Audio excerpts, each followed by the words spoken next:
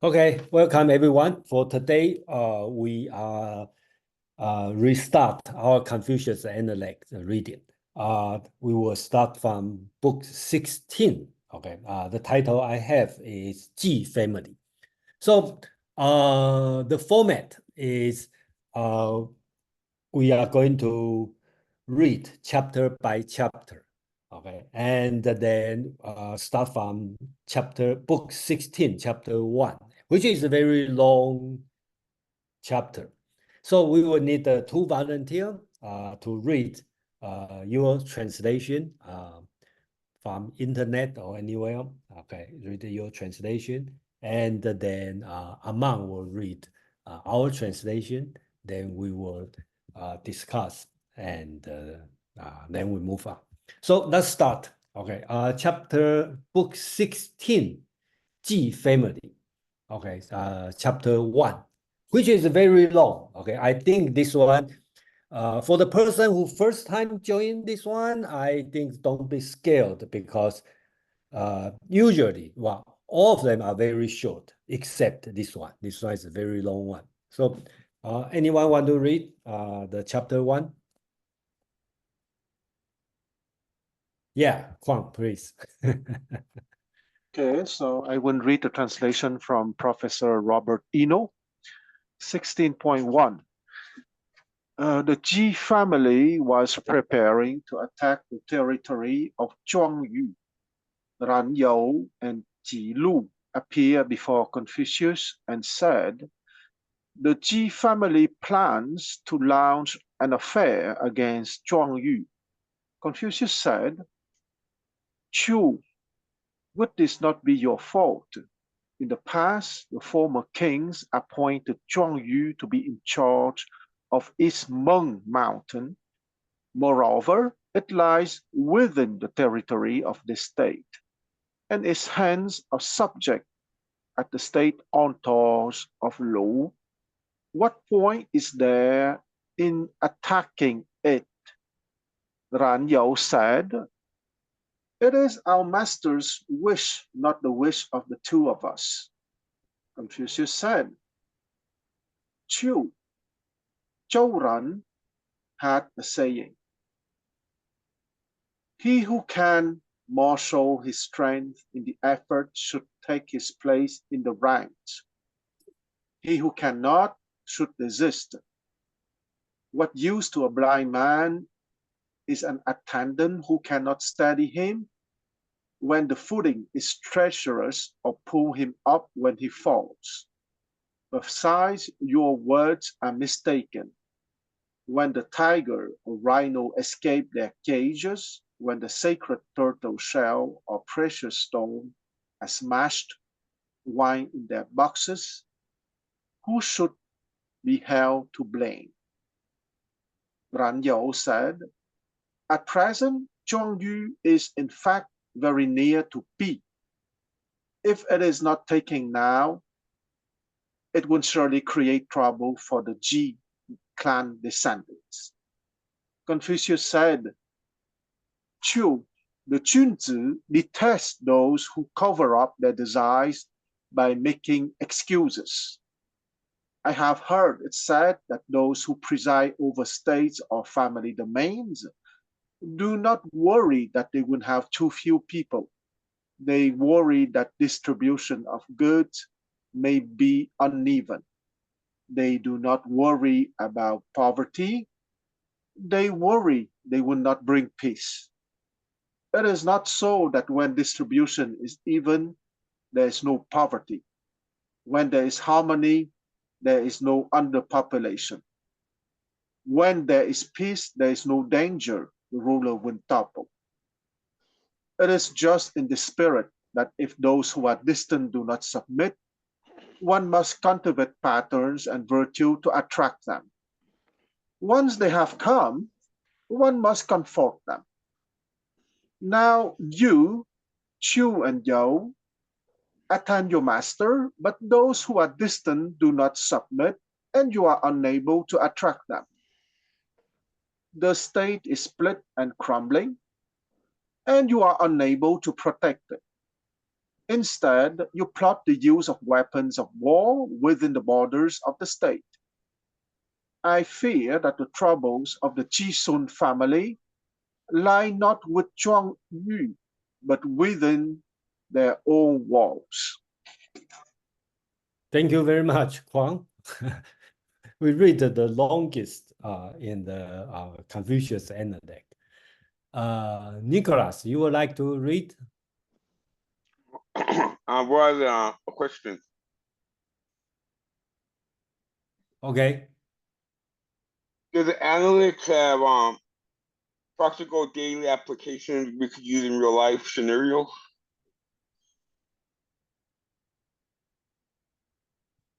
I'm not sure what Does I think does the analytics have practical daily applications that we could use in real life scenarios? well, we will discuss later, you know, that's the purpose we are going to discuss, okay, later. I'll read it. May I read?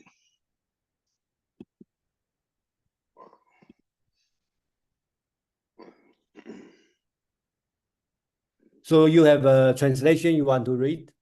Now, then do a PDF. Well, I'm relatively new, so I'm trying to learn. We'll go ahead and drop a link to at least one translation in the chat for everybody if you're interested. But I think let's go ahead and move on. In the meetup page, I list three translation from Professor Eno, Robert Eno, which Kwang just read. And another one is from Professor Chin, okay, from Yale University. And another one is from CTEX, James Lake. But I think this one is very long, so thank you very much, Kwang, willing to read this one. So probably we just have Aman read it. Okay. Yeah, it's long, and unfortunately, it's just only one of these. Okay, nothing like this. So, should we read one paragraph, then explain, then one paragraph or something? Or no, let me get through the whole thing, and then we need to can get through the whole thing. Okay, yeah. Go ahead. Yeah, if you don't. But I will start off by reminding for the newcomers, the titles of the books come from the first two characters in each section. So G family is what this begins with. Book 16, chapter 1. The G family was going to attack the state of Zhuanyu. Ranyo and Jilu, Zilu, went to see Confucius and said, the G family will have an entanglement with the state of Zhuanyu. Confucius said, Chiu, Ranyo, would this not be your fault? Regarding Zhuanyu, in the past, our former king appointed its ruler as the lord of the East Meng Mountain, and it lies within the territory of our state of Lu. The ruler served as an important minister of the state. For what reason is it to be attacked? Ranyo said, our master wishes to do so. Neither of us wish to. Confucius said, Chiu, Ranyo. Zhou Ren has said before, one should put forth his ability when he is in his position and retire otherwise. What use is it to a blind man if his assistant fails to support him on high ground or to hold him when he is about to fall? Besides, what you have said is faulty. When a tiger or rhino escapes from its cage, when the sacred tortoise shell or jade is allowed to perish in its box, whose fault is it? Ranyu said, at present, Zhuanyu stays strong and near to the Ji family's fiefdom. If it's not taken now, it will surely vex the later generations of the Ji family. Confucius said, Chu, Ranyu. A junsa detests those who make up words, excuses, to cover up their intention. I have heard that the heads of states, lords, and families, noble households, worry not about scarcity, but about inequity. Worry not about poverty, but about instability. Therefore, there is no poverty in equity, no scarcity in harmony, and no collapse in stability. Accordingly, if outsiders are not submissive, you should cultivate your own culture and virtue in order to attract them. Once they have come, you should make their lives stable. Now you and Cho, as ministers of your master in the G family, are unable to attract the unsubmissive outsiders, nor to preserve a state from falling apart. Instead, you plan on using weapons within our state. I fear that what the descendants of the G family should worry about is not Zhuan Yu, but what is inside the walls of the state of Lu. Thank you, Amon. Okay, so since this one is very long, so I'm going to explain. So if you have a question, okay, and just not comment, okay, question or something not clear, please raise your hand to interrupt so I can continue. I can answer the question, and then we will put your comment or over question at the end. So it may take a while, and bear with me. Sorry, this one. Unfortunately, when we start from the most different one. Okay, so just be a little patient. But the rest will be just simple, 1 or 2 lines. But this one just like a story. So first, we need to know some historical background. Okay, here's that's the conversation between in the state of Lu, which is Confucius' home state. Confucius with 2 disciples, Ran You and Ji Lu, okay, or you call Zi Lu, okay, that's 2 chief disciples. So that's the conversation. They are in the state of Lu, okay, Lu is the home state of Confucius. So these 2 disciples, Ran You and Ji Lu, both working for the state. They have the government job. But that the state is called Lu, and the duke and the power is in the control of Ji family. So Ran You and Ji Lu, instead of directly working for the duke of Lu, they work for the head of Ji family as the house retainer or house minister, this kind of job. And Ran You is good at the financial administration, and the Ji Lu or Zi Lu is good at the military operation. So both these 2 smart students work for the Ji family. Okay, so they have the conversation with Confucius, and Confucius looks like Confucius has no title at this moment, but he remains as the teacher of these 2. So at the beginning, the Ji family was going. Okay, so that the words start with Ji family is going to have some operation, okay, we will assume it's a military operation against Zhuan Yu. Zhuan Yu is another state. You can say a vassal state of state of Lu, or you will say a state inside a state, just like Vatican inside Rome or inside Italy, right? It's being inside a small state. So here, Ran You and Ji Lu, these 2 disciples, came to see Confucius and say, okay, Ji family is going to have some operation against Zhuan Yu. Okay, the word seems a little bit conserved, not using the word military, just have affair. We translate as entanglement. They try not to say the word military because Confucius usually is against this kind of action. So they say, we're going to do something, okay, but okay, that's the military operation. So Confucius know what he meant, so directly say, Qiu, okay, Ran You, right? Well, this is not your fault, right? So he say, why are you doing this? That's your fault. He talked about the history, talk about Zhuan Yu.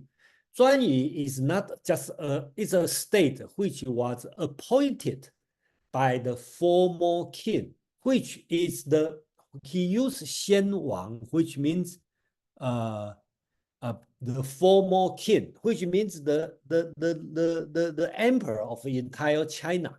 So So basically, you can see this state has, even is a vassal state, but they have the same level as the state of Lu, right? Because both of them are appointed by the former kings. So it kind of like they even he's smaller, but they are the state Lu and the 专语 are in the same level. Why you are attacking them, right? So Ranyo knows Confucius is complaining and talking about that's your fault. You should not do it. So he start to find the excuse, right? He say, the master, our master, my boss want to do that.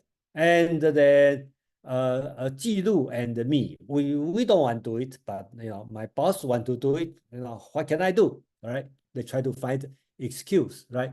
So Confucius, okay, here, let me see.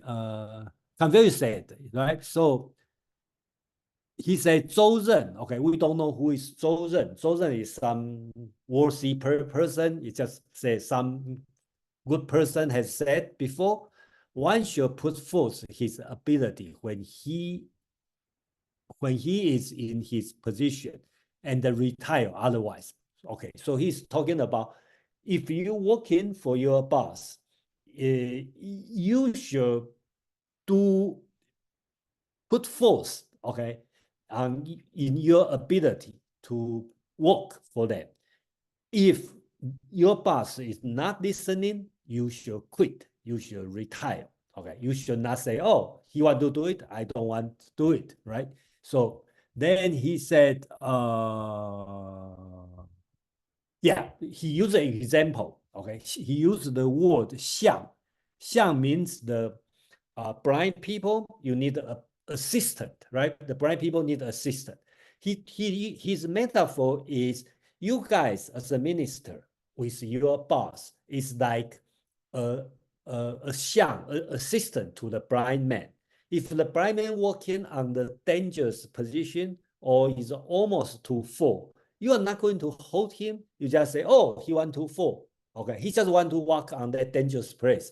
That's whose fault? Your fault, right? Your job is to assist, to help your master.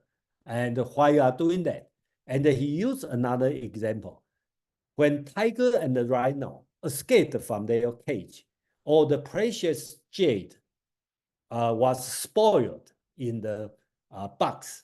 Whose fault? You cannot say, "Oh, the cage is broken." You cannot say, "Oh, the box is not safe," because the zookeeper's fault, right? You cannot say, "Oh, that's not my fault," because that's your job. That's a Confucius complaint about his disciple. Then interesting is Ranyo continued to argue, right? He said, well, he started to bring up the practical reason. He said this state, 专于, is a powerful state, okay, even they are small, okay, and very close to the city of B. The B is a city owned by the Ji family. So actually, the real reason is you can think about you have a city, and next to your city, they have a small state, which is a little bit powerful. And right now, the best way is take over that one, right? And then you will resolve the problem permanently, okay?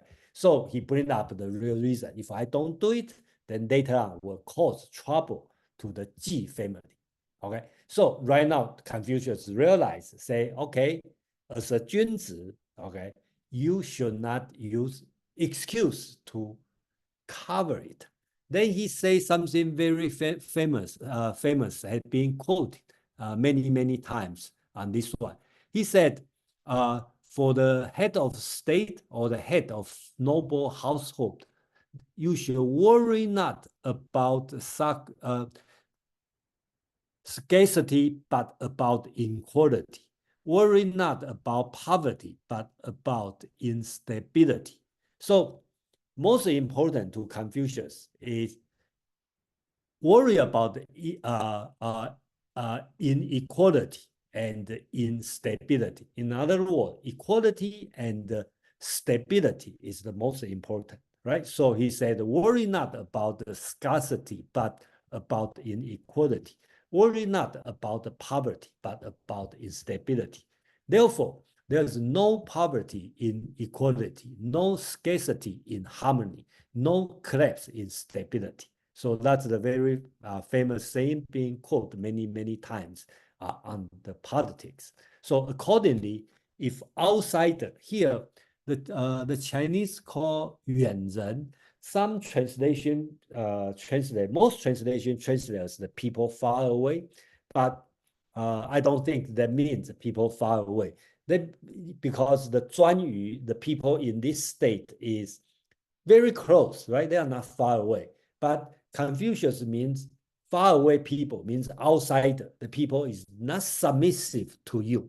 So here he say, the people, the outside people is not submissive. What you should do? You should cultivate unable to. You should make your you should cultivate your own culture and virtue in order to attract them, right? So if somebody have a distance with you, or people outside not submissive to you, what you need to do is not attack them. You should improve yourself, okay? So that you can attract them. When they come, you should provide a stable life for them. That's the right way to take care of the unsubmissive people. But he said, today, you see the people outside, he means the people in 专语 is not submissive. And you don't take care of, think about yourself. You wage a war against them, okay? So the problem is not the state. The big problem is your own, okay, your own state. Because in our state, if you fight each other, then that's the problem. Not the state has problem, because the military operation will cause the problem. That's his political idea in this one. And I just try to explain the story in this one. I hope it's clear, and then probably Amang have something to say to help, you know. I will say that we took a long break from coming back to this and talk about a hefty first bite to come back. Yes, this is one of the longest passages in the Analects, and it's a little, argument between Confucius and his now employed students, which is the goal of his entire academy, is to train up these would-be junzi to go and have a positive effect. And now he's hearing from them that their boss wants to do one of the most terrible things to his mind, which is embark on a military campaign, not just embark on one, but literally on their doorstep, start engaging in one, which is horribly dumb. You want to start fighting the person right next door. You're going to get no sleep. You're going to get no rest, because the retreat and the battle line are right at the same zip code. So he's listening to his students tell him their boss's dumb idea. And he's telling his students, I was just following orders is not an option. You come upright, you do as I trained you, or you quit. Those are your options if you're going to be anything like a junzi, if you're going to be anything like worthy of my teaching. And I can't help but read this passage like a training manual for middle management. Nick was asking earlier, or Nicholas was asking earlier, about modern day application. Well, if you're middle management, here's your modern day application. The boss has a really dumb idea. Do you just let him run with it, or do you try to level-headedly steer them towards a much better decision? We've all probably worked in a situation where we've had the yes men in middle management. That's how they got promoted in the first place. And the vision and the operation are just crumbling around your ears. I may be projecting here, working out of college. I can't help it. It's 85 degrees in my office because we couldn't order a air conditioning part in the fiscal cycle. So we had to wait for the new fiscal cycle to order it. And now we've got to wait 3 months for it to get here after it stops being 100 degrees in Washington State.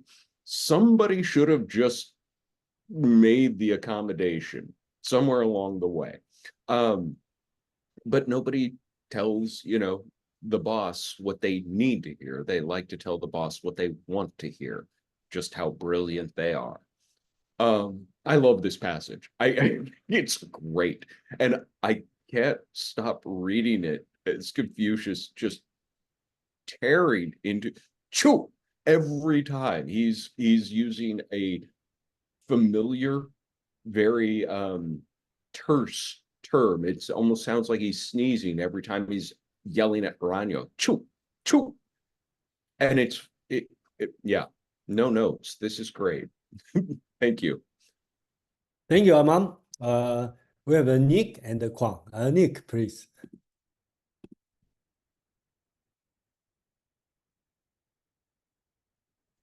Yes, thank you. Just along the same line of searching for modern day use of the insights, here's a sentence, the phrase, which I would like to highlight. It's the one above the highlighted part on the screen. You talk about there's no poverty, inequality, this one? Worry worry not not. Yeah. about scarcity, Yeah. but about inequality. Yeah. So this phrase, worry not about scarcity, but about inequality. In Chinese, it has such a fundamental grasp on the Chinese society. It survives to this day. And it represents a basic thinking of the Chinese society on the notion of justice. So inequality is so despised, so disregarded, to the extent that the society is willing to accept scarcity. Mm-hmm. So this is one of the influence that Confucius had on the Chinese thought through more than 2,000 years. Even today, this fundamental idea of not wanting inequality, but despite of the possibility of scarcity. Yeah. Thank you, Nick. Yeah, I think that's very true. I think not every, talk about people with Chinese culture, not everybody read this paragraph, but probably everybody know this phrase Nick just mentioned. Worry not about scarcity, but about inequality. Worry not about poverty, but about instability. So I think you have a very well definition of that, probably the meaning of the Chinese justice, right? Kwang, please. Yes, I would say that this paragraph reflects, I would say, the tensions happening at the time of Confucius between the legitimate lineages, which is the family of the Duke, and his remote cousin. One of those remote cousins is the Chisun family, precisely, meaning that they are quite high-ranking noblemen, but not from the ruling house. Let's say remove the many generations, because the Jisun family were the offspring of a Duke of Lu of the 8th century BCE, right? So it's about 200 years before the time of the text. When I say that's a tension between the old China and the China of Confucius and the China that will be born in the next centuries or two, is precisely the China that would be born in 221 BCE, which is the Chinese Empire, will be the China that will be produced precisely with the people like the Jisun family and with the officers like Ran Qiu and Ji Lu, who will assist them in the creation of the empire. Because here, I am of course not against the moral teaching of that paragraph, that is clear. But and here it's very interesting because we just finished to read the second part, the part about the virtue of the Tao Te Ching, and we remember that in the Tao Te Ching there is a lot of praise about the small state, almost the confederation of villages, and it is very, very related to the mentality of the old nobility, meaning that we maintain things as they are, we maintain the rituals, and we should respect everyone. I would say that that was an ideal that was not so bad, of course. But the time of Confucius saw the birth of a new class of man who were low-ranking noblemen and who were ambitious and who wanted land expansion. And that class of man that was called Shi, S-H-I, socially speaking, to whom Confucius tried to give the idea of the Junzi, of the gentleman, will precisely be at the source of the Chinese empire. A very strange and paradoxical mix of fierce ambitions and of a certain desire to achieve their endeavor with a minimum of justice and of wisdom. And I think that it is still the mentality of the Chinese ruling class nowadays, 25th century after Confucius, meaning that paradoxical mix of ambition and of desire to submit themselves to a minimum of morality. I stop here. Thank you, Kwang. Yeah, we have Jeannie and Chris. Jeannie, please. Oh, I just wanted to compliment Aman. The way he expresses himself is so entertaining and delicious. Aman, it's just it's such a pleasure listening to him articulate. Thank you. Thank you. Thank you, Amang. And thank you, Jeannie. Because last time, Jeannie, when you read it, I also realized you are a very good reader, you know. So, Chris, please. Yeah, so I just wanted to ask about the connection between Confucianism and like communism, because it sounds like a similar idea. Is like communism a thing that have existed for as long as Confucius in China, or what's the connection?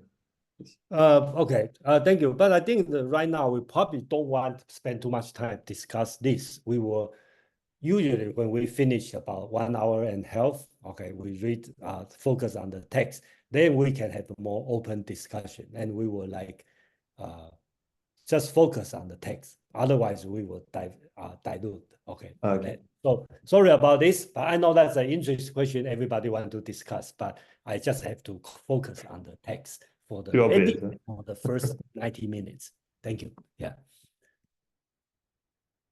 Any other comment, question? I think that this one is a little bit complicated, and then I hope you will you have a question, and then so you know that's two layers, right? First, we need to understand what's the text. Okay. Second, we understand what kind of Confucius teaching. Okay. Then you have your opinion. I think that the three different there. So I believe people all have a different background, so it will be a little bit difficult. Unfortunately, I've been thinking about I probably should skip this one and come back later. But then later I'm thinking about, well, let's just follow it. Otherwise we. So I will see anyone have a questions, comment, or if you find out totally lost, and then that's fine. We can find a way to explain it. Yeah, I know it's a difficult one.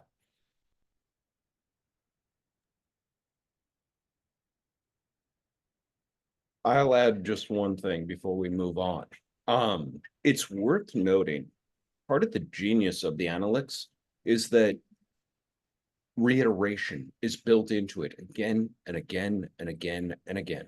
So even when you start in the middle of the book, you're garnering lessons that have been taught at the beginning of the Analects, and they're being reframed in new contexts, in new ways. The idea of elevating oneself to a junsa has been a theme throughout the text. The idea of being beneficent to the quote unquote savages at your door has been a theme throughout the text, because that way you offer them something more valuable than jade, civilization. And so a lot of these lessons are, like I said, reiterations, but it's good to explore them through a new lens because it offers a slightly different way of understanding them. Thank you, Amam. Any other comment? Yulia, please. Oh, just a quick comparison with Lao Tzu. It seems like right off the bat with this, Confucius is already saying, okay, so either you interfere or you retire, right? You have to be doing something. And what we just went through with the Tao Te Ching, right, is kind of the opposite of, no, if you you just let the blind man do what he's doing, don't interfere. Would that be kind of a fair assessment? Amang, you have anything to say? I would definitely say that the idea of Wei Wu Wei was written in response to this very proactive sort of prescription from Confucius. That's not to say that they absolutely conflict with one another, because Wei Wu Wei doesn't just mean do nothing. It means do nothing, but don't leave anything undone. So there is a directive of action, just not more than you need to, and not more than is beneficial. Yeah. So for example, the blind man is going to fall. I believe even the Tao Te Ching will ask you to hold him, okay, because it's a necessary thing, right? So in military interfering, okay, both Confucius and the Tao Te Ching are against it, all right? So Confucius will say, okay, you should cultivate yourself. Okay, improve yourself, so your neighboring state will come to you. Tao Te Ching may not say so. May I say, okay, don't bother them, okay, because we supposed to be different and we should not interfere each other. If I have to say, that would be the difference of the Wu Wei, and that's the peaceful world. You have your way, I have my way, okay. And Confucius will say, well, since we are different, then if I improve myself, then you will agree with me and you will come with me. So I think that's a different essence. So in a way, you can say they are talking about the same thing. In a way, you can say they are doing different. They use different way to deal with the same problem. Let's put it this way. Yeah. Mark, please. Yeah, thanks, Jason. So I think I want to disagree a little bit with you, with Jason and Eamon on this, and agree more with Yulia. Now, I can't read Chinese, so, and I'm probably not as familiar with this as either Eamon or Jason, although I have been reading the book for like 30 years in English translation for a long time. And I don't recall any place where it says don't leave anything. At least in English, it's more like nothing is left undone or nothing remains undone. So I don't see that prescriptive attitude in the Tao Te Ching.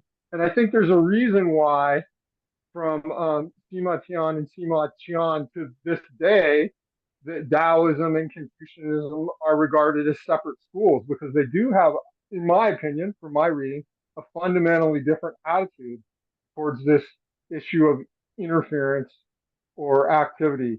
I think Quan probably has something to say about that, but anyways, and any other comments anybody has are welcome. Thank you.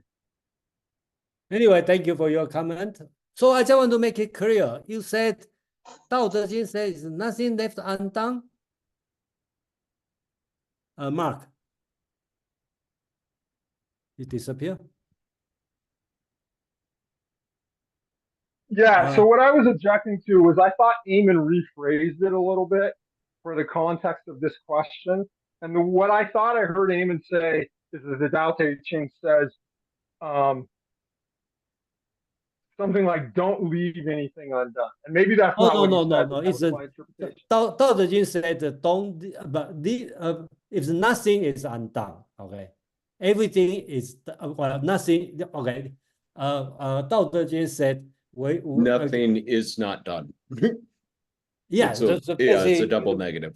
Yeah, okay. I just want to make it clear. It's not like somebody is going to fall, I should not hold him. Okay. My point is that it's descriptive. It's not imperative or prescriptive, at least in English translation. Okay, so you said it's describing something, but it's not saying do this, which is a little bit different, I think, than the attitude of Confucius, or at least the implication of Confucius. That's the way I read it. I will kind of agree with you because Tao Te Ching is always less prescriptive than Confucius' teaching. Confucius is very, very prescriptive. Okay, let's put it this way. And we may have we may understand in different degree, but basically that's the general tone. Okay, if you said. Thank you, Mark. Okay, Kwang, please. Okay, I have two short comments.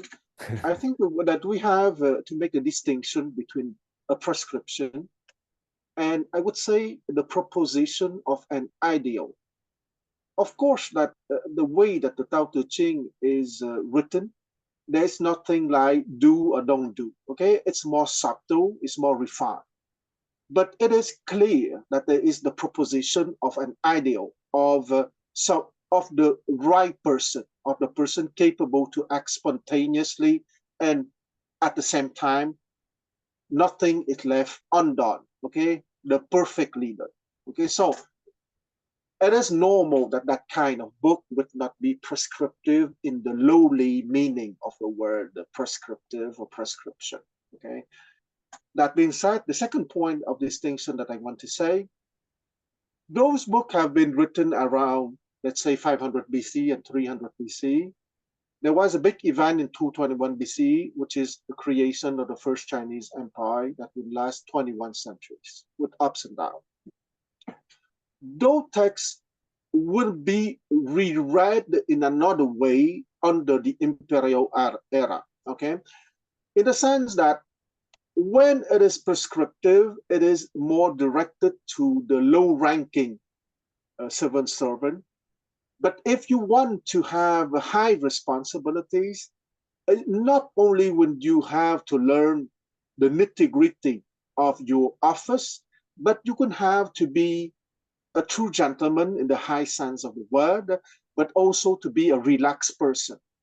Because one of the major quality of high-ranking nobleman is that you can keep your cool in different situations. And if you cannot keep your cool in different difficult situations, you will not be capable to be of great assistance to your sovereign. Let's say that in 21 centuries of the Chinese Empire, there were about 12 dynasties, 12 imperial dynasties, and among those 12, there were about 7 to 8 great dynasties. Okay, so the most of them were great dynasties, having lasted 300 years, 250 years to 400 years. So I would like to finish to say that one of the high-ranking noblemen of the Tang dynasty said to his young protege precisely in a difficult situation, "Tuquan, just don't care. Sometimes when you are in a high-ranking position, you have to be capable not to care or not to be too embroiled within the details." And in that sense, the Tao Te Ching read under the imperial matrix is a higher teaching for high-ranking noblemen. I stop here. Thank you, Kwang. We have Chris, please.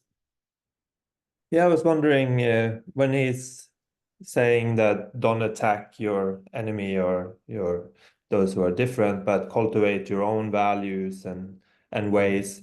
Is he talking about, is that a metaphor as well for like don't trying to convince people about your ways? You show that your ways work better. Like, is it a passive kind of philosophy like that, or?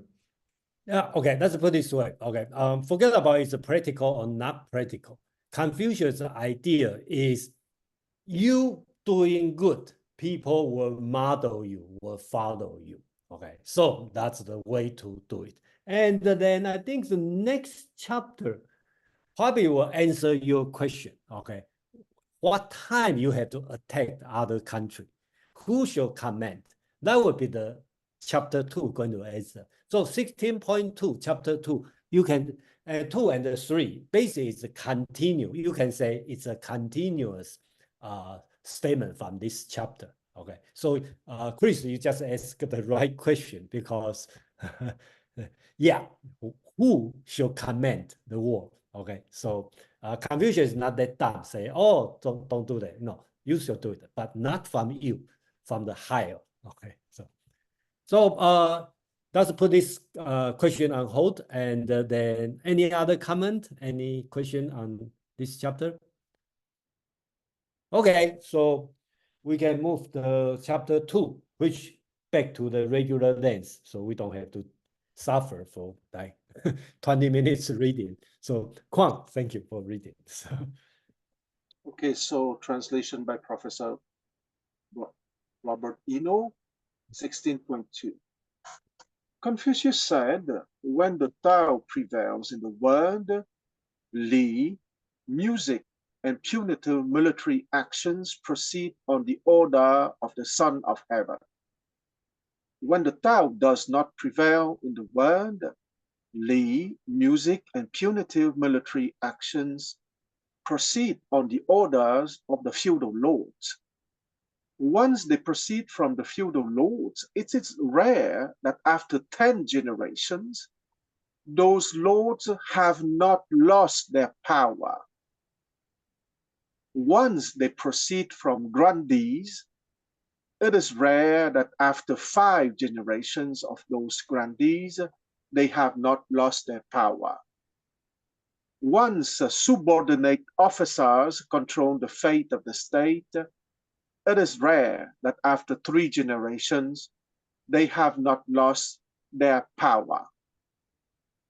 Then, when the Tao prevails in the world, governance does not lie in the hands of the grandees. When the Tao prevails in the world, the common people do not discuss governance.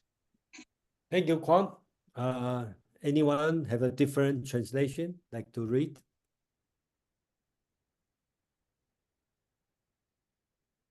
No?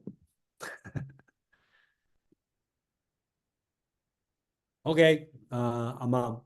All right. And Yes. thank you, Quan, for reading that translation, because I think you caught a mistake, not a mistake, but something that we have been doing that I neglected to catch this time, which is not translating li. So I'll read it as is. 16.2, Confucius said, when the Tao prevails in the world, rituals, music, and punitive attacks are commanded by the emperor, son of the heavens. When the Tao does not prevail in the world, ritual, music, and punitive attacks are commanded by the feudal lords. When these are commanded by the feudal lords, they rarely do not lose their states after 10 generations. When these are commanded by the noble families, they rarely do not lose their families after 5 generations. When the fate of states are commanded by the secondary ministers, they rarely do not lose their titles after 3 generations. When the Tao prevails in the world, governance would not be controlled by the noble families. When the Tao prevails in the world, the commoners don't comment on governance. All right, thank you, Amam. Okay, so I hope this one answers Chris's question, right? So here is, okay, in Confucius' mind, okay, here he talk about the war, okay, Chinese call 蒸发, okay, and then I translate, and I basically borrow Eno's the translation, punitive attack. So you attack other state, not for the purpose of increase your property, okay? The military, just so-called just war, basically is punish, okay, the bad guy, okay? If you don't do good, I punish you. So important thing is who should punish the one. So in Confucius' idea, they have the emperor, you call king on the top. They have the feudal lord. There's under the feudal law, they have some noble families. Under the noble family, they have the ministers, right? They're the different level. So when you attack, or you call the punitive attack, you only attack from the top to the down. So if there's a 2 feudal state have some problem, the emperor, the king should take care of that. They should decide who should be punished.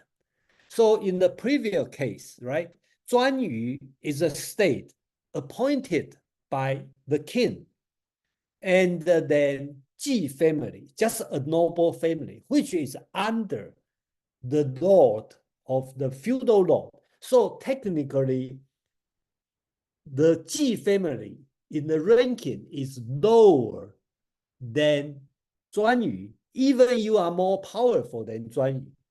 So you have no way to punish somebody, some state higher than your ranking, even not in your peer. You only can punish people or state lower than you. Let's put this way. Now, before there's the big family, so sometimes you will see your uncle is younger than you, right? But he's still your uncle, okay? He's your senior, okay? You should treat him as a senior, okay? Respect him, even he's 5 years younger than you, okay? He's still your uncle. In this sense, Confucius talking, and he used the word 礼乐征发, okay? I translate as rituals, music, and the punitive attack, okay?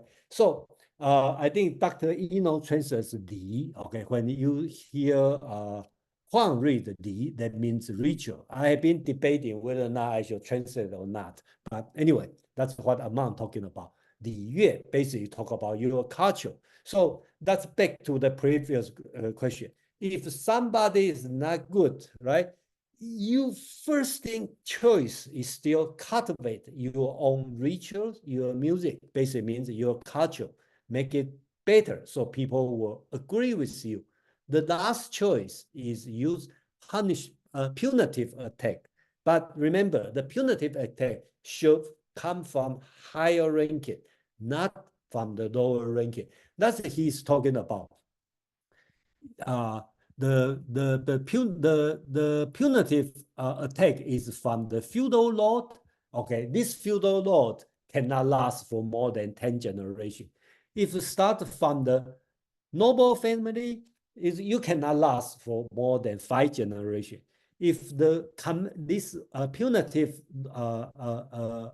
attack is from the minister will lose their title within 3 generations. So that's Confucius' prophecy, let's put it this way, or curse, you can say this way. But next chapter, Confucius is going to use historical account to prove he could be right. Okay, so that's the way Confucius is talking about. So basics here, Confucius is talking about you should not use punitive attack unless you are on the higher.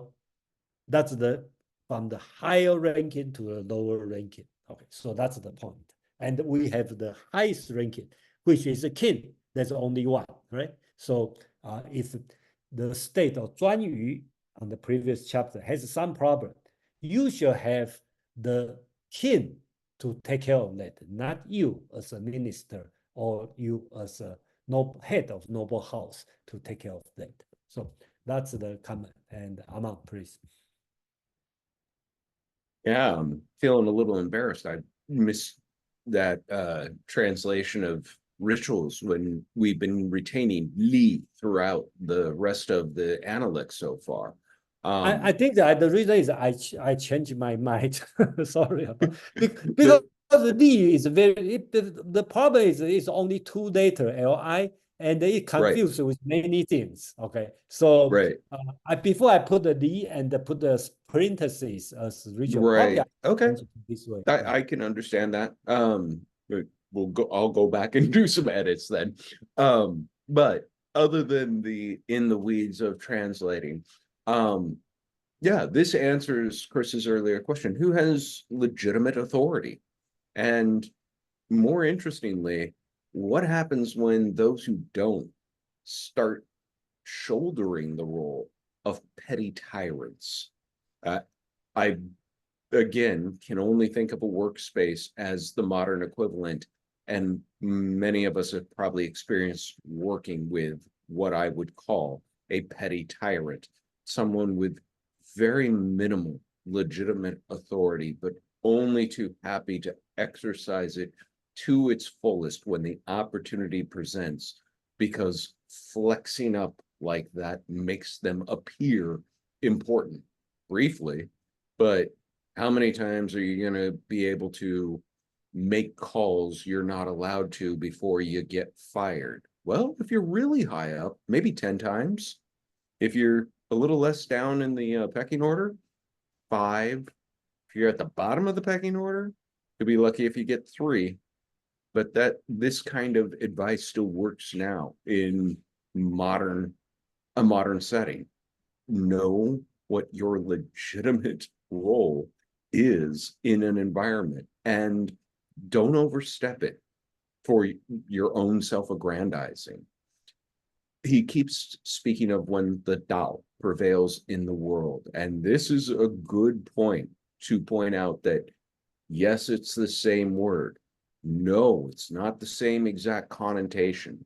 He is talking about the Tao of proper governance, of proper harmony amongst humankind. It is his capital T Tao, but it's very much a human Tao about governance and the goings on of people in the world. So connotation, slightly different. Other than that, I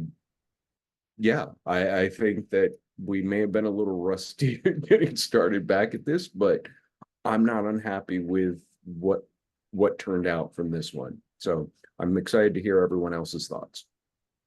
Thank you, Aman. Kwang, please.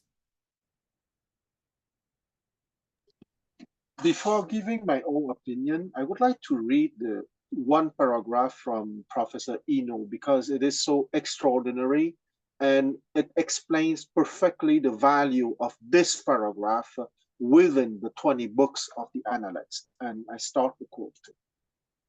The final sentence of 16.2, and I read again the final sentence. when the Tao prevails in the world, the common people do not discuss governance. Okay, that's the final sentence of 16.2. And the final sentence of 16.2 is a reminder that Confucianist political ideals were not democratic in any modern sense. Governance in the interest of the people did not imply government by the people. The Confucian goal was an ethical, authoritarian state where authority was earned through virtue. That virtue included a commitment to care for all people. If successful, the people would not think to discuss issues of policy. Popular interest in government was a sign of political failure. Let's not forget that the idea of the mandate of heaven is that the people has the right to overthrow the government if the government is truly bad. So popular interest in government was a sign of political failure. Thus, political legitimacy derived from the ruler's good character expressed through good policy, and not from participation of the people whose character could not be expected to reflect wisdom. And Professor Eno is bright enough to add the following. This Confucianist perspective remains a key factor in China to this day, meaning that the political viewpoint is still deeply Confucianist in China today. The point that I want to add is that when the political legitimacy derived from the ruler's good character, not from the participation of the people, I would like to put some nuance here. It is legit from the Chinese perspective for the people to participate in political life, but not directly as in an electoral system. If someone is born in a humble background, but he's bright, that he succeed at the national examination, and that he entered the political career because he got a good marks at the national examination and we start at a low level, and he showed to his superiors and to his colleagues that he's a capable person, he would be promoted to higher ranks. Okay, that in one word, it is called meritocracy. So political power is not close to the people in the sense that you can climb up the social ladders through meritocracy, but it is not open to everyone if that person did not show his value through the meritocratic system. So it is not open directly to the people, but it is open to the people through the meritocratic system. The other thing that I would like to give as a comment on 16.2 is that there is a religious element in that too, because the virtue of the prince is considered as higher than the virtues of, I mean, when I say the prince, I mean the sovereigns, okay? The virtue of the sovereigns is considered as higher, more condensed, more concentrated, if you want, than the virtues of the grandees. And the grandees have a higher virtue than the virtues of the officers. And the officers have a higher virtues than the subordinate officers or the petty officers. In that sense, if the political power is in the hands of a lower level of people, it would disappear after 3 generations instead of 10 generations. So, because it is considered that there is a kind of virtue that is granted by heaven to the first sovereign of a dynasty. That's why I said that there is a kind of religious connotation in this paragraph. And I stop here. Thank you, Kwang. I think it's very clear, okay, on this explanation. Thank you again. Yeah, but you like it or not like it, that's a different situation. But you know, it's very clear. I totally agree. Yeah. Any comment, question?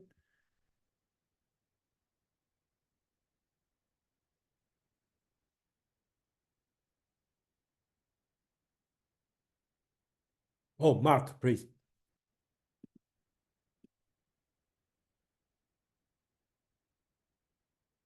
We have two Mark, right? So, Oh, thank you, Jason. okay, yeah. This chapter strikes me as almost too formulaic. Why does it always have to follow that pattern?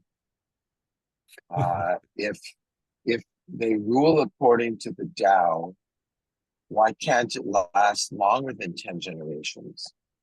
And if the lower ministers, is it practically impossible for the lower ministers to have a higher virtue?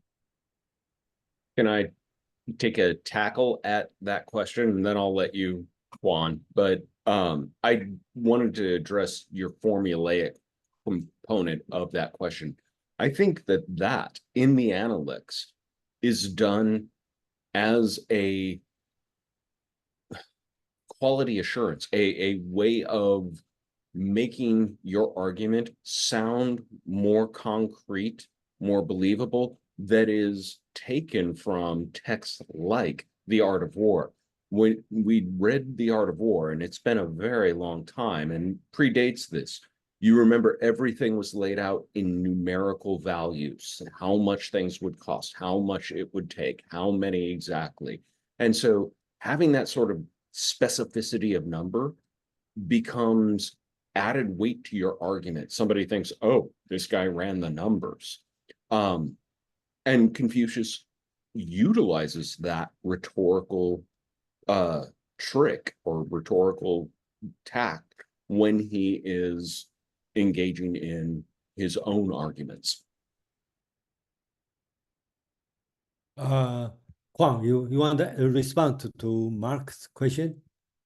Yes, because when I said that there is a religious component to 16.2, if I try to say it in a more philosophical way, it has to do with the hexagram, okay?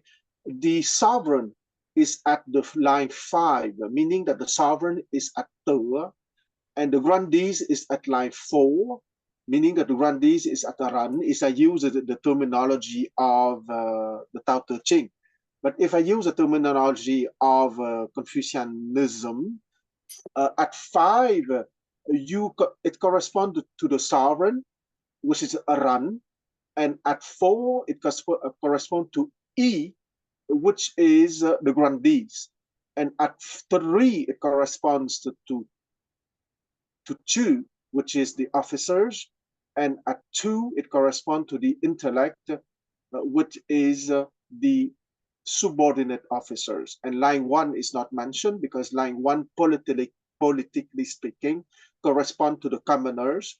And within the Confucianist perspective, the commoners are lowly people that cannot rule a state. Okay, you can dislike this position, but that is the Confucianist position. And once again, Professor Eno understood it perfectly when he wrote, Confucianist political ideals were not democratic in any modern sense. Governance in the interest of the people did not imply government by the people. The Confucian goal was an ethical authoritarian state where authority was earned through virtue. And that virtues is graded in 4 layers. Line 5 is the sovereign. Line 4 is the grandees, line 3 is the officers, and line 2 is the petty officers, and line 1, the commoners. Line 6, which is the top of the hexagram, is the philosopher king. Normally, the philosopher king does not participate in a government, but only in a remote manner as the advisor to the sovereign. I stop here. Thank you, Kwang. Yeah, I just like to I also read Eno's comment. I totally agree with Eno's assessment. But again, you read it as a prescription or you read it as a description. That's another way to say, okay? If you read as a prescription, you say, we should do this way. Or you say, okay, that's the way it is. Then I can say, I don't like this way. Well, that's fine. But just back to what it is, not what we should do.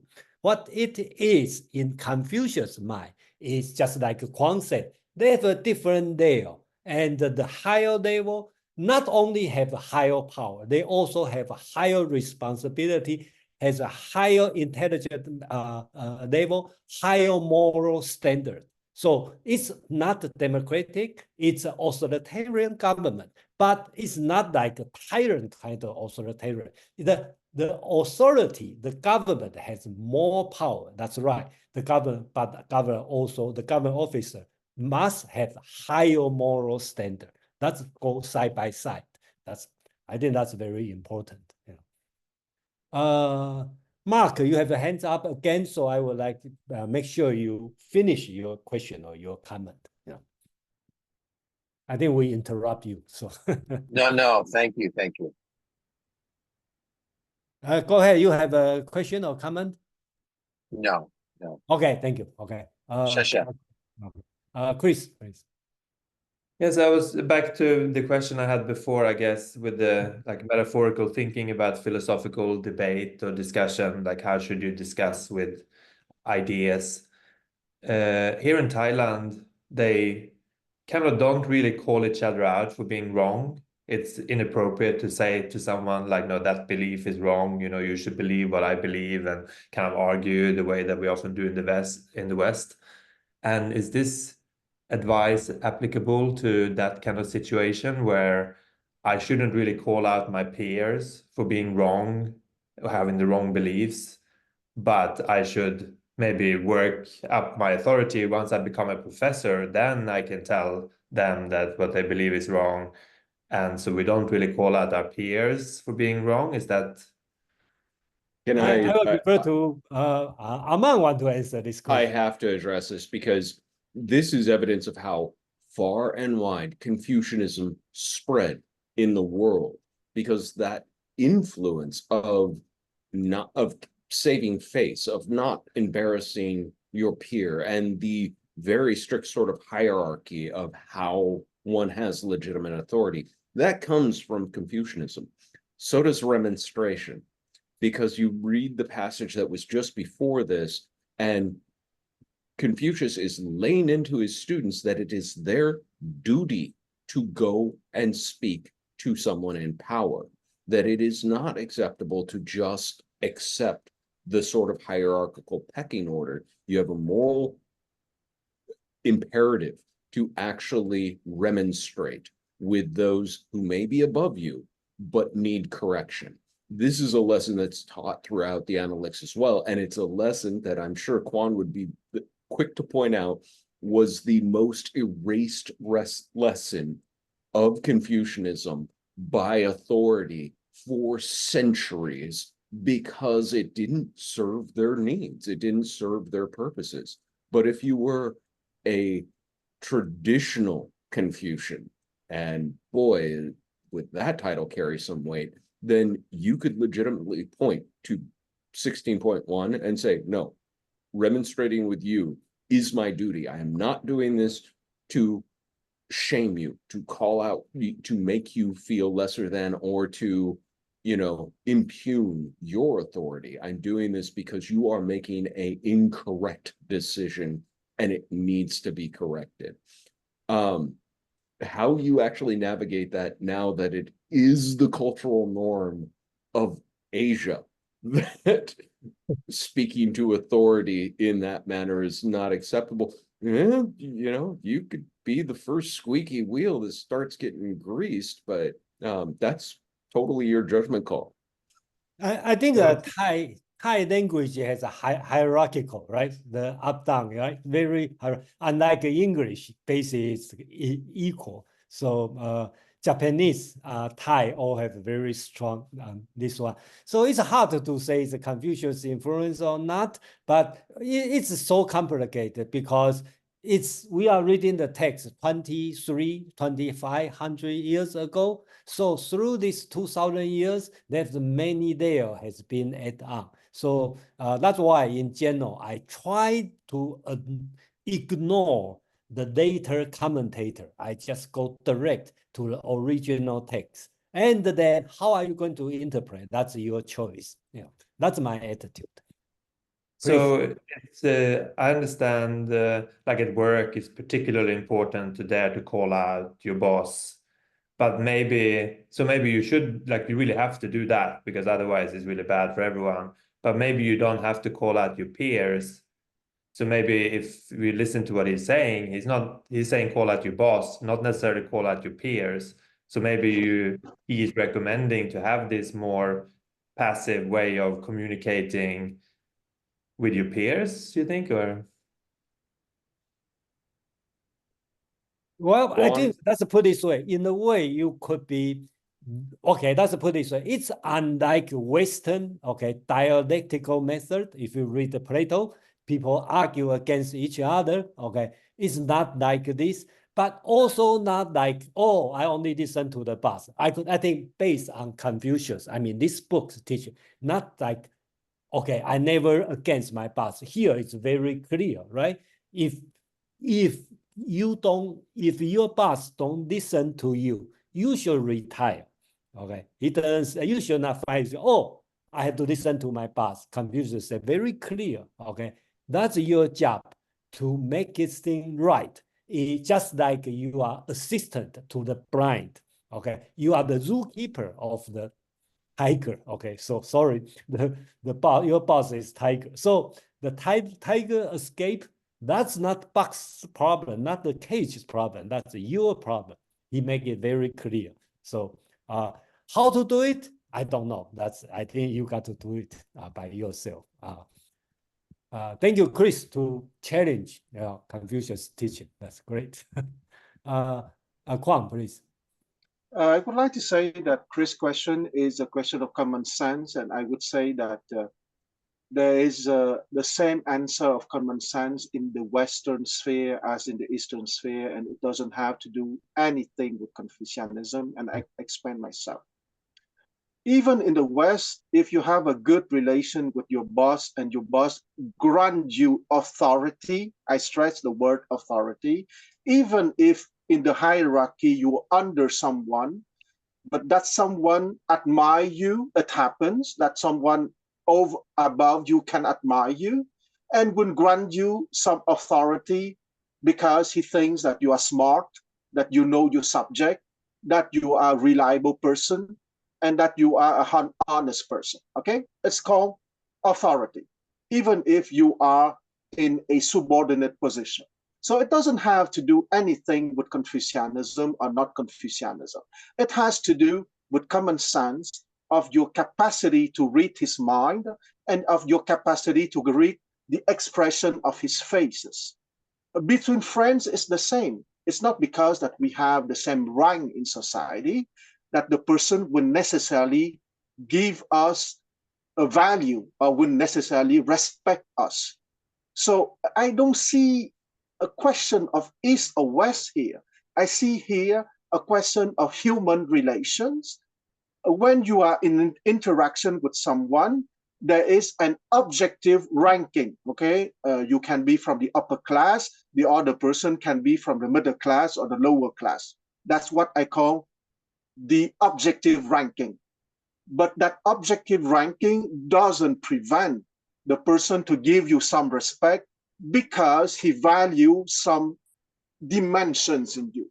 Okay, could be respect, could be knowledge, could be you are skillful in something that he values. So I think that why I said at the beginning is a question of common sense. In any relations, you have to gauge to what extent the other person respects you. And from that gauging, you wouldn't be capable to influence that person. But if you think that the other person doesn't respect you at all for his own reasons, and he has perfectly the right to have his own reasons, of course, your capacity to influence on him would be quite minimal. So it's a question of psychology. And I would suggest that the next paragraph, 4, 5, 6, 7, would add some nuance to that answer. I stop here. Any further comment on this one? Thank you, Kwang, again. Okay. Again, we will have a different opinion, different reading, and then that's all fine. That's the purpose of this. There's no top-down teaching here. I don't know if it's appropriate. Like I have something I want to say, but I don't know if we want to keep lingering on this topic or move on. Or you can say that, and then to some point I will say stop. Please stop. No, because this like of like when I critique someone who doesn't want to be critiqued, they often feel like I'm disrespecting them. But like here in Thailand, but I feel the opposite, that if I discover later that they believed all along that I was wrong, but they never called me out on it, I find that very disrespectful.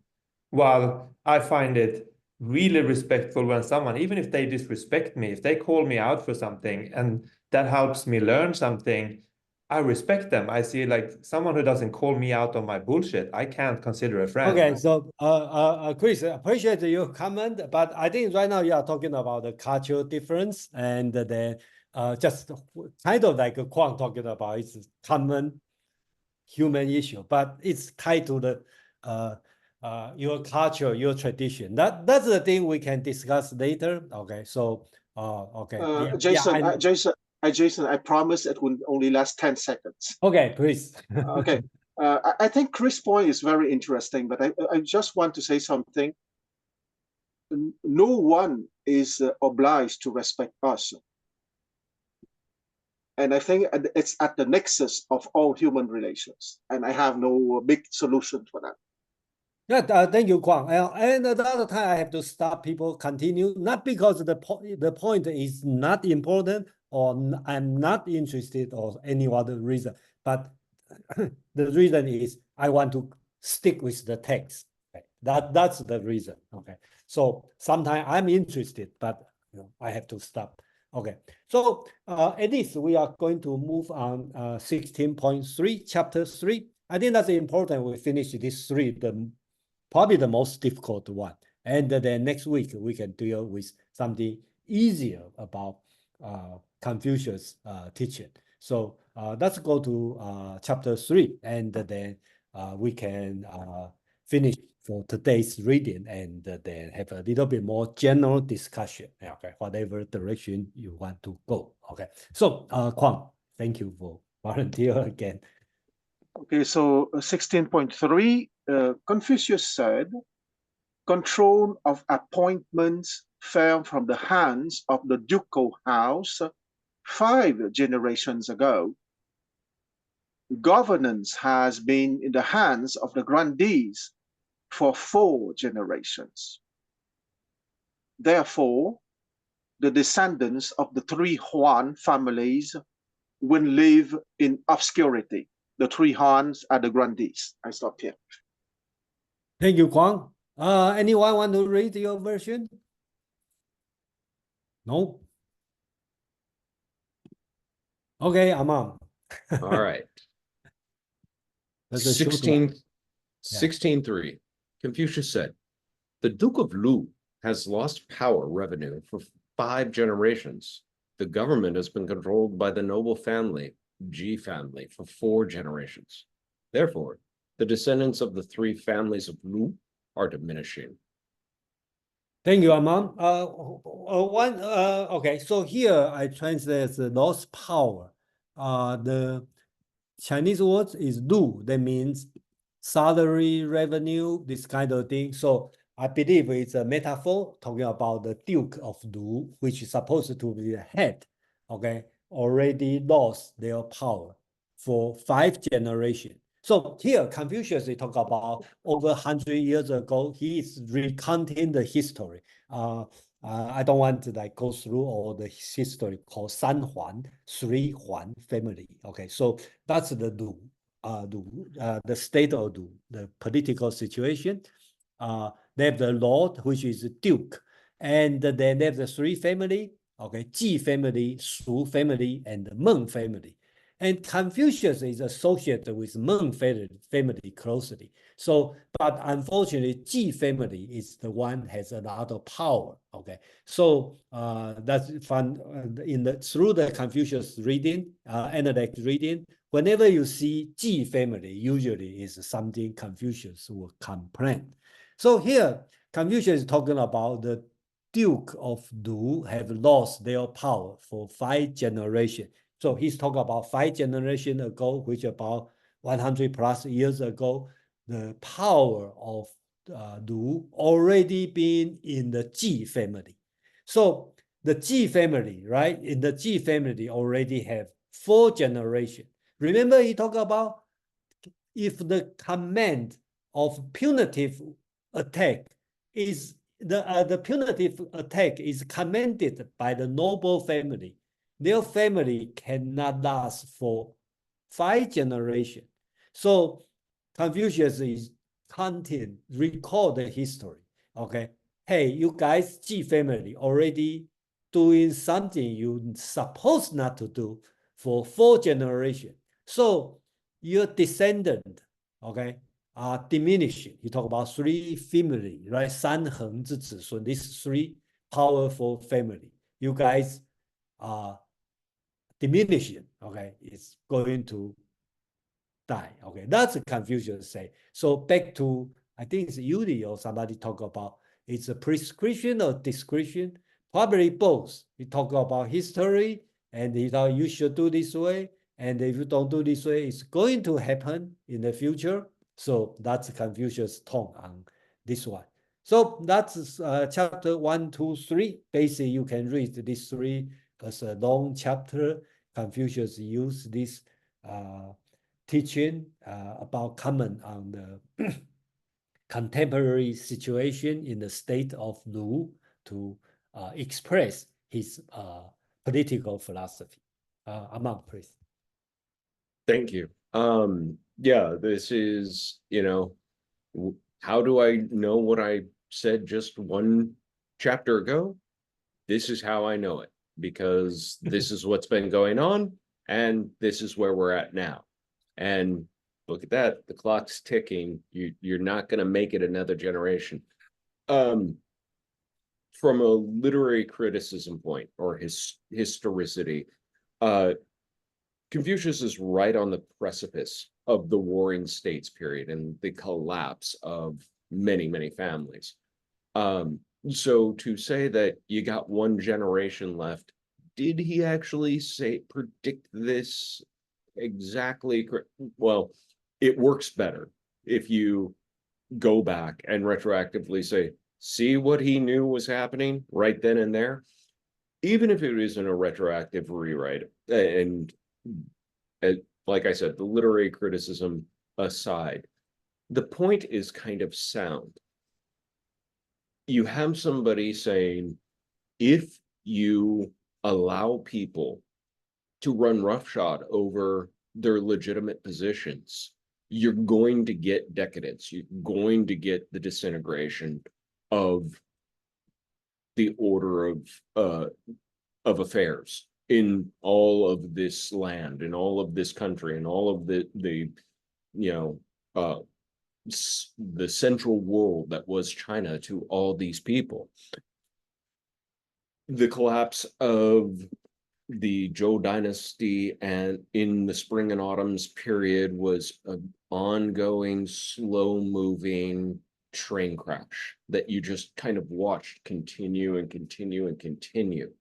And all the thinkers who were right on its precipice or in its midst had only one question: how did something so powerful, so stable, so reliable as the kingdom that we had just a few generations ago, how did it disappear, and how do we get it back? So Confucius is now speaking to how it disappeared, whether, again, retroactively, or if you want to say he was, you know, that prescient in knowing what was to be. The question of how do we get it back is, again, reiterated in the lessons of Confucius. He tells us the moral character in the first chapter we looked at, that if you offer these barbarians something better, a moral character that is upstanding, something that is alluring, a culture that is thriving and vibrant and rich, they're not going to, you know, come tearing down your door. They're going to come in and assimilate. Ironically, proof of that was the signification of many of these so-called invaders of China for generations, even to the point where the Mongol invasion basically turned into the Yuan dynasty. The Manchu invasion turned into the Qin dynasty. The power of the culture that he was promoting is undeniable, and it lasted through the communist revolution that intentionally went out of its way to purge it. And it's kind of nice to read this not with an eye to, did he actually say that? Is this historically accurate? I'm going to just drop the ball and say, probably not. This probably was a retroactive edit, but that retroactive edit really does a wonderful job of expressing the concern, the deep concern for how was this all going to go up, off the rails. So yeah, that's all I really want to say about this. I know Kwan's got comments, and I'll listen to everybody else's. Yeah, I think Confucius was correct, because the statehood eventually disappear, not for too long, it disappear. So another comment about this book, I don't know if people noticed or not. This book, everything doesn't say the 子曰 or the master said. It said the Confucius said. So the tone is totally different compared to the other 19 books. So some scholars believe this one was later added, okay, probably in the warring state, okay, so they know what's going on, so they can frame the story more correctly. So, but anyway, since that's one of the book, then we have to read as a part of anything. But I just want to say, at least I read it, I feel it's different than other books. Okay. We have a Kwan and Mark. Yes, I want to say that Jason is right by making the difference between 子曰, the master said, and Confucius said, but it's not a decrease in respect, okay? Because let's not forget that Confucius is the Latinized version of 孔夫子, and 孔夫子 means a noble master Kong, okay? So it's not less respectful than master said.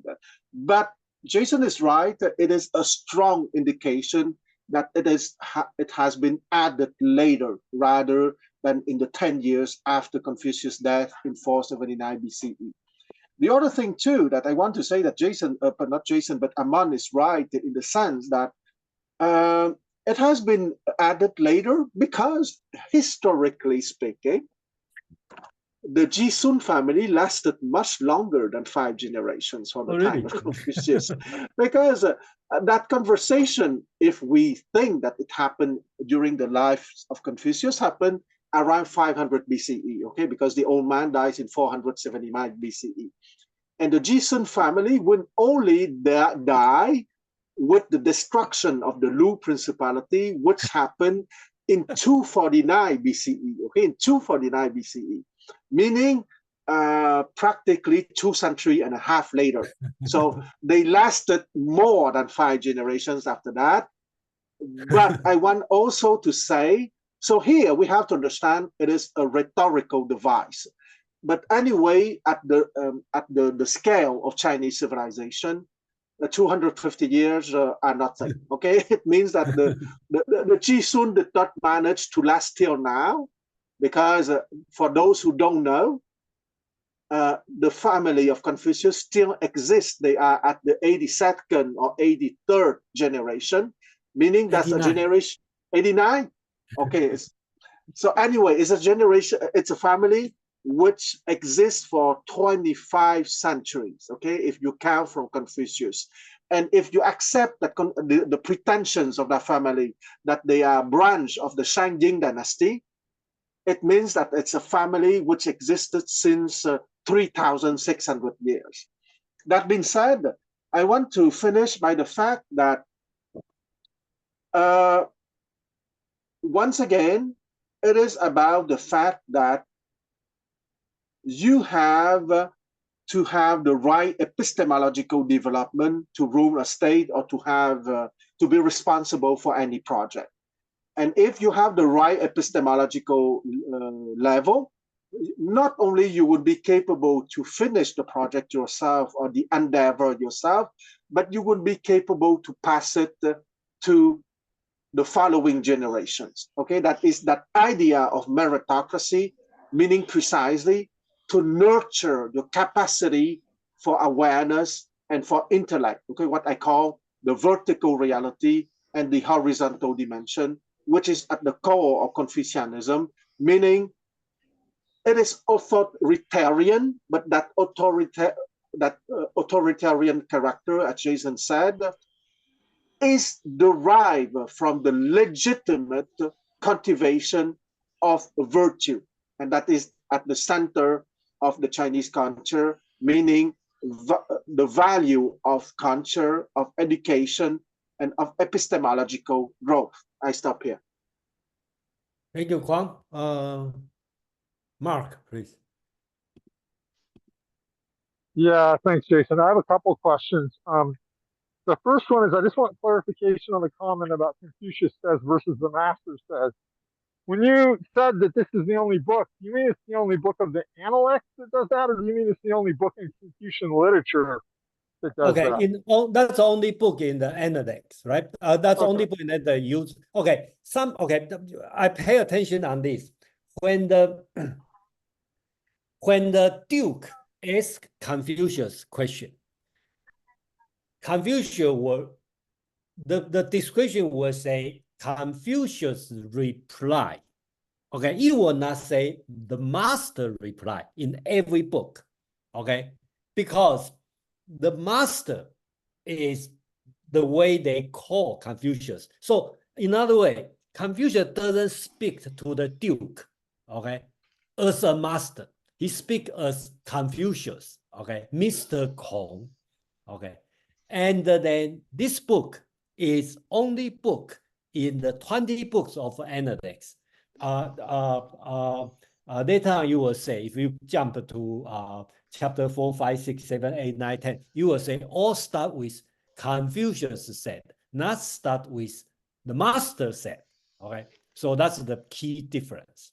So that's I want to say. Yeah. Okay, thanks. So then my second question is, you and Quan seem to be in agreement that at least implies, if not stronger, that this section was written later than the other section. I'm wondering, what is the logic behind that inference? Okay, so if you are Confucius' disciple, right? Okay, you will say the master say, you know that's the master, right? Your teacher. But if like 200 years ago, you may call the master Confucius or Mr. Confucius say, right? I think that would be the common logical way to think, right? But whether or not it's more disrespectful or less respectful, that's another question, right? According to Kwang, it's not less respectful. But I do see the way is that's a common situation. And they have another analyze on this because on the next week, if you pay attention, you will know. Confucius keep talking about 3 good things, 3 bad things, 3 good things, 3 bad things.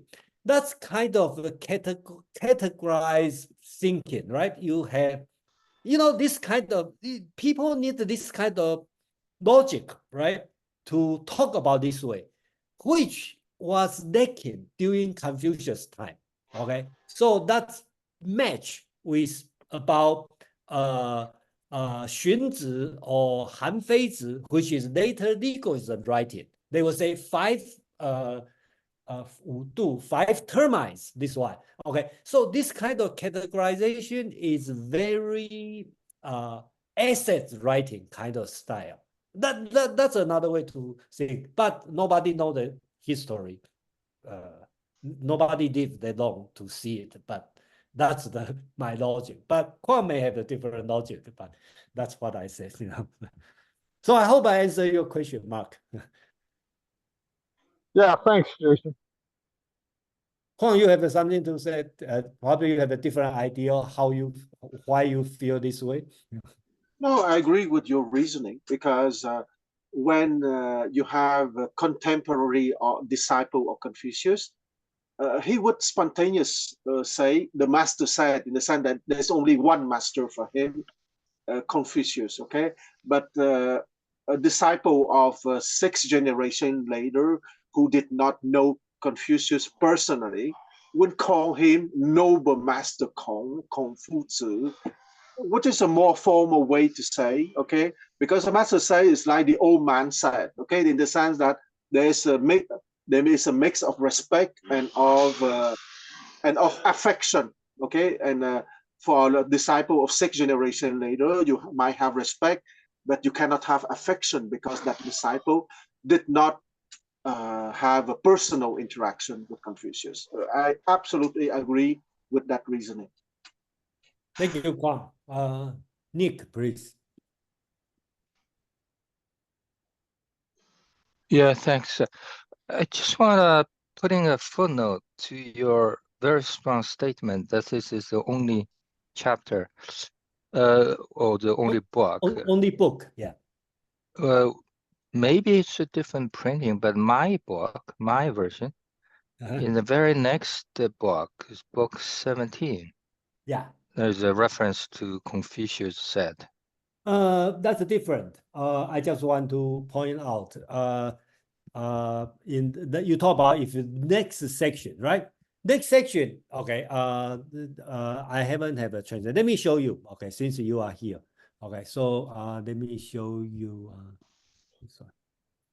Okay, so okay, I didn't translate to English, and Nick, you can read Chinese. So book 17, right? It say 孔子, Kongzi. This one is description, right? So it's description, describe something. You are third person, you describe, say, all book use Confucius said. But you see later, all the book, Confucius say, they didn't say Confucius said, they say the master say, the master say, the master say, right? Always say the master say. It doesn't say the Confucius say, always the master say. If you see chapter 16, right? They always say Confucius said, Confucius said, Confucius said. That's why I said the only chapter, okay, using Confucius. But for the third person description, you talk about story. They always, 20 books, always use Confucius said. Hasta el próximo capítulo. Okay. Nick, do I answer your question? No, it's okay.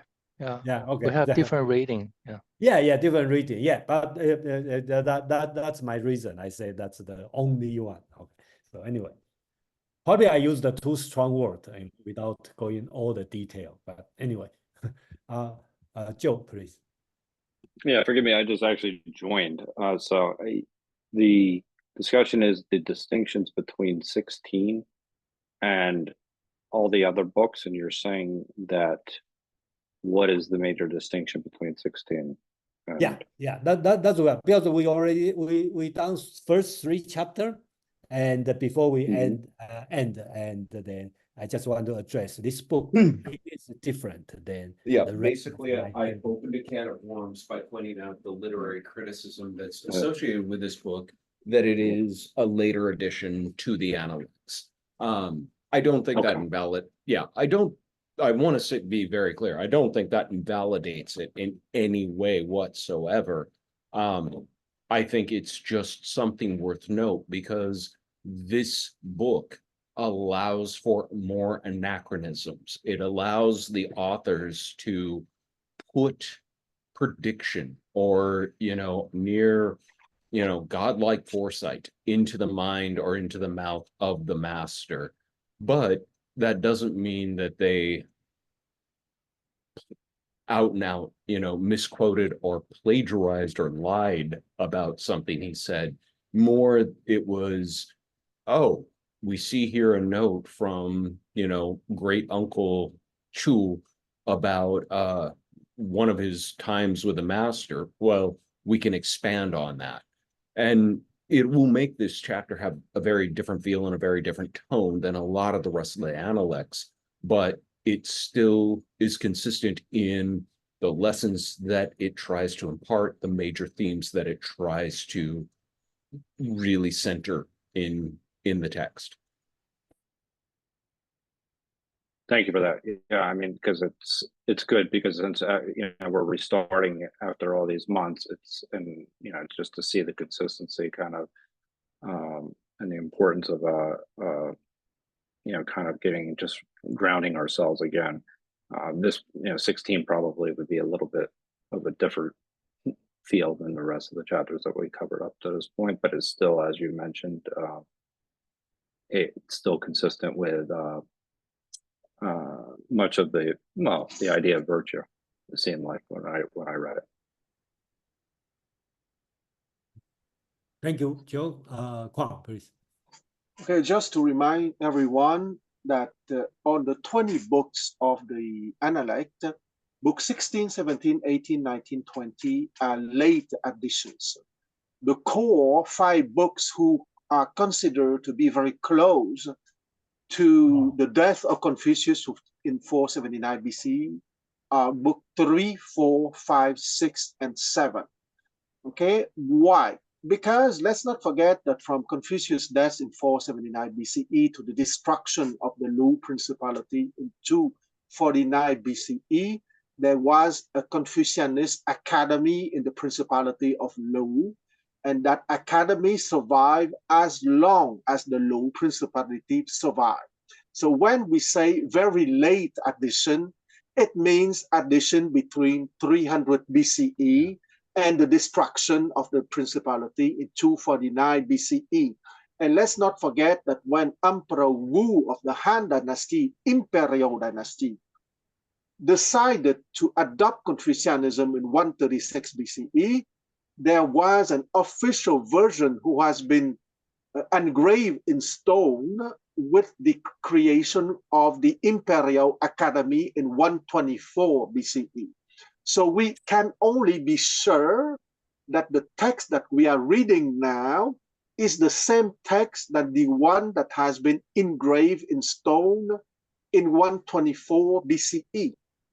So if you want to be very close to the historical character of Confucius and his very close disciples, read chapters 3, 4, 5, 6, and 7. Yeah. Thank you, Kwang, for the historical background. But anyway, since it's a 20 book, we read the 20 books anyway. Any other comment? Sounds like we finished 3 chapters, and the next week I think we should be able to finish 6 chapters for the next 6. Okay, because they are short, and anyway. Thank you. And Joe, you want any last word? Well, really quickly, I mean, I just wanted to see if there was any discussion around something that we've discussed here in the past that I did see in the translation was the idea of heaven, and coming back to that and the distinction between how we had a conversation about that extensively with Taoism. And that the concept of heaven in the West is obviously much different than the concept of what heaven would be in Taoism. But I was wondering if you explored it from a perspective, from a Confucian perspective at all. I don't think we do it today. So anyway, Joe, you want to continue host the discussion? Oh, Yeah, I mean, I was just, yeah, I mean, I don't know what, I literally just got here, so. I can chime in on Yeah. it a little bit. And Jason, if you have to take off. Yeah, I need to take off. So I will make Joe as a host. Okay. I'll stick around for a few minutes. Yeah, and cool. then I need to go. All right, Okay. thank you, everyone. Yeah, and I'll do the moderating while I'm here, and then once I'm gone, Joe, you could take it over because I will have to go. The only mention of Tian or heaven in these 3 chapters that we actually read were referring to the emperor as the son of heaven. In chapter, sorry, I have to actually look at it.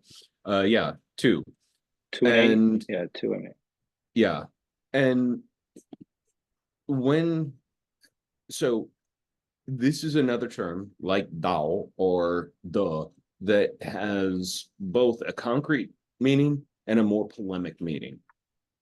In terms of its more concrete meaning, when Qian is spoken about, and I know I've opened this can of worms more than once, you could just look up at the night sky, at the heavens. That is Qian. That is the concrete thing that is Qian. All that is the heavens, which is why my preferred translation for Qian is always the heavens. But there are absolutely spiritual connotations and associations with that concept that pervade throughout the Chinese language, culture, psyche, etc. So to be the son of heaven implies that it's not this absolutely remote, inert sort of natural force. It can sire an emperor. It can determine that somebody's moral character is deserving of its mandate. And the mandate of heaven is the central doctrine of Chinese rule for thousands of years. So it is a active force in the world.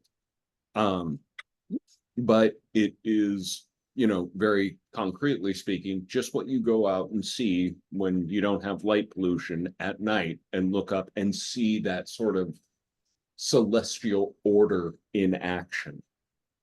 And it's that order that it was what the Chinese were hoping to achieve here on Earth. Something that concrete, something that enduring, something that consistent through a North Star that was the emperor. Yeah, I mean, and that makes a lot of sense to me on a number of levels. Specifically when you're talking about role ethics, right? So that then what's your role in the universe, right? You kind of think about it in those terms. And that's one of the feelings that I actually had taken away from the previous books. That was, I think, kind of, very important is obviously your role as a son. Your role within the family, your role within society, your role as an emperor, and then that's your personal integrity within that framework and your interactions with others and how it promotes social harmony is, while it's fitting into this almost natural order of things, but it's at the same time, it's a very concrete and practical approach. So that's the way I'm kind of anticipating. It's like kind of, there is a metaphysical aspect to it, but it's very physical in how it manifests itself. I would agree with that, down to the sort of orientation of the son of heaven as the pole star. Mark, you've had your hand up. Thanks for your patience. Go ahead. Yeah, thanks, Eamon. Thanks. So, so Tian, is that not also translatable as sky in the contemporary English? I'm How sorry. would you, if you were going to take sky and translate it into Chinese, would you use Tian? I'm not certain about that. Quan, Okay. you have thoughts on this? Yes, I would like to take 2 minutes with your permission, okay? And I Oh, would can like you to, can you yes, address Mark's question first yes, about yes, translating? it's about Mark's question precisely. Okay, Tian is translated as heaven, and there are three meanings. One is the name of the god of the supreme god of the Zhou dynasty. Two is the physical phenomenon that we with the stars and so on. And three is a metaphysical word for the timeless form of truth, goodness, and beauty, the timeless universal forms. Okay. And when I said that, so that's the superficial layer of my answer. And if I can take 3 minutes, I would like to give what I have the illusion to be a deeper answer. Let me just get one clarification. If what I'm understanding, Mark, you were asking about DI, and that would be correspond to what Quan was just saying about that second sort of deified version of Tian, correct? I'm not sure. Could you repeat the question? I was just a pronunciation question. If you were talking about D, as in like No, Shang Tian. Di. No, Tian. No, Tian. I was talking about Tian. Yeah. Yeah, Tian. Tian. I'm not sure how to pronounce it. Yeah. Yes. So I and, was saying, if you were going to go sky into English, would you not use the sky, the word sky? Yes. Would you not Yes, you translate could. that in Chinese as Tian? You could absolutely legitimately do that. And Right. that was So I'll what make a Quan. point after Quan is finished. Okay. Because I want to hear what he has to say too. But I have a follow up. Go ahead, Quan. So once again, I repeat, Tian has three meanings. The physical meaning, the sky with the stars. The name of the supreme god of the Zhou dynasty, ruling between 1046 BCE and 256 BCE. And the metaphysical principles of beauty, goodness, and truth are the timeless universal principles. I would like to go back a little bit in time. Between 1600 BCE and 1046 BCE, the dynasty ruling over China had a supreme god, and that supreme god is called Shang-Ti. And Shang-Ti, word by word, means High Lord. Okay?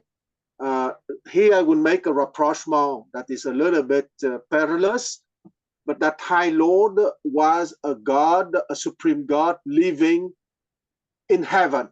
Okay? A little bit like Jupiter for the Romans, for example. And he was wielding the lightning and etc., etc.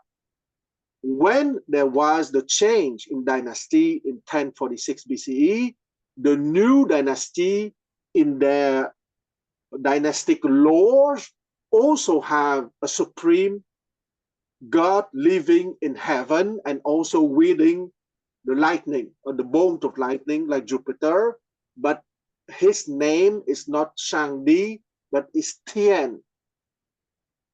And around 500 BCE, you have philosophers that would use the same word, Tian, heaven, but as the physical embodiment of abstract philosophical concepts like beauty, goodness, and truth at the foundation of the natural order and at the foundation of the human order. I stop here. Yeah, I would just add order to beauty, goodness, and truth, because order is probably what Tian embodied as much as anything else. But yeah, I agree. Go ahead, Mark, with your follow-up. Yeah, thanks, Eamon. Yeah, so I think what Quan said is in alignment with what I'm going to say, but you guys can correct me if that seems incorrect. So I think when you translate these texts, and Tian is always translated as heaven, I think it can be a little bit misleading because in modern English, we use the word heaven as opposed to sky in a kind of dichotomized way, where the heaven symbolizes more religious or metaphysical aspects, and sky, a more strictly kind of scientific materialist way of seeing things. But I think this word, tian, is unifying both. So if you translate it just as heaven, it kind of strips out that more, I think it was this, Quan had 3 meanings. I think it was one of his 3 meanings. It kind of strips out that less metaphysical, sensuous meaning of it, the word heaven. But if you were to translate it as if it's a sky, Western, then you would lose the philosophical significance of it. So it makes to me more. Can I finish my point before you guys comment? I want to hear your comments, but I want to finish my point. Okay. Yes, but Mark. So I think.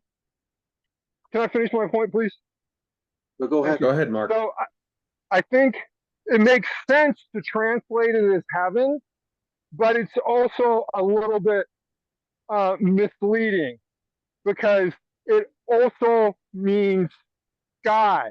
But if you translate it as sky, it would be more misleading than translating it as heaven, because you want to retain that more metaphysical, philosophical sense to it. But it doesn't just mean that. It doesn't mean that in the way that, like, if you've grown up in 2,000 years of Christian culture, heaven means God and the angels and you know, whatever, the afterlife. Or maybe you use it kind of poetically to talk about the night sky or something. But I think in Chinese, even in ancient Chinese, the connotation is not as strongly metaphysical as the way we use heaven in modern English. That's it. Thanks. So I'd like to hear. Thank you, Mark. And before I start calling other hands, I'm going to address your comment because I agree with you.